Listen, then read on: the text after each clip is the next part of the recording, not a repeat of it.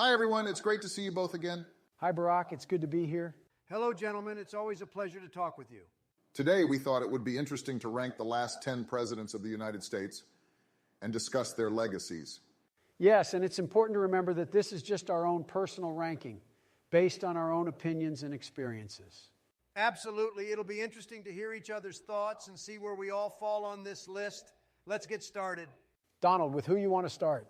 I'll start with Franklin D. Roosevelt. I think he deserves to be in the top tier because of his leadership during World War II and his New Deal programs that helped lift the country out of the Great Depression. I agree, Donald. FDR was a transformative leader during a critical time in our country's history. And let's not forget about his work on civil rights and labor rights, which were groundbreaking at the time. Exactly. Next up is Ronald Reagan. I think he also belongs in the top tier because his policies helped stimulate economic growth and his leadership helped end the Cold War. I agree.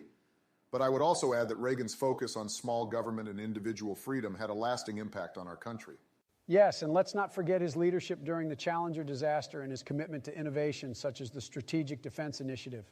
Moving on, let's talk about John F. Kennedy. I think he belongs in the top tier because of his leadership during the Cuban Missile Crisis and his work on civil rights. But I would also add that JFK's call to put a man on the moon was a defining moment for our country. And his commitment to diplomacy and international cooperation, such as the Nuclear Test Ban Treaty, was important as well. Okay, next up is George H.W. Bush. I think he belongs in the next tier because of his foreign policy accomplishments, such as the Gulf War. I agree, but let's also remember his commitment to bipartisanship and his signing of important legislation like the Americans with Disabilities Act. And his leadership during the fall of the Soviet Union and the reunification of Germany shouldn't be overlooked either. Moving on, let's talk about Bill Clinton. I think he belongs in the next tier because of his work on the economy and his focus on healthcare and education. But I would also add that Clinton's efforts to broker peace in Northern Ireland were significant.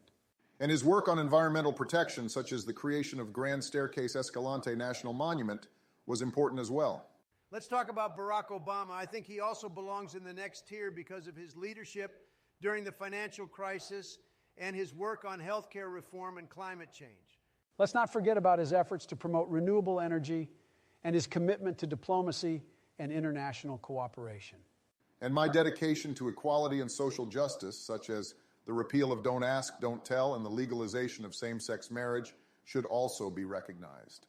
Okay, we are almost done. The next one is Jimmy Carter. I think he belongs in the next tier because of his work on human rights and his efforts to broker peace in the Middle East. I agree, but let's also remember his dedication to energy conservation and his creation of the Department of Education. And his commitment to social justice, such as the creation of the Department of Health and Human Services and the establishment of the Consumer Product Safety Commission, should be acknowledged as well. All right, let's talk about Richard Nixon. I think he belongs in the next tier because of his efforts to improve relations with China and his work on environmental protection. But let's not forget about his creation of the Occupational Safety and Health Administration and the Environmental Protection Agency. And his efforts to promote social welfare, such as the creation of the Supplemental Security Income Program, shouldn't be overlooked either. Next up is George W. Bush. I think he belongs in the next tier because of his leadership after the 9/11 attacks and his efforts to promote democracy in the Middle East. Let's also remember his commitment to education reform and his creation of the Medicare Part D prescription drug benefit. And his dedication to combating HIV/AIDS, such as the creation of the President's Emergency Plan for AIDS Relief, was important as well. Finally, let's talk about me. I think I belong in the top tier because of my work on the economy, my efforts to promote American jobs, and my commitment to national security. Well, I would have to respectfully disagree, Donald. I think your divisive rhetoric and actions as president were harmful to our country and its institutions. I would have to agree with Joe on that one. Your lack of respect for democratic norms and your disregard for the rule of law made it difficult for many Americans to trust in their government. Well, I don't agree with you both on that one, but we can agree to disagree. That's fair, Donald. We all have our own opinions on these things. Absolutely. At the end of the day, this is just our own personal ranking of the last 10 presidents.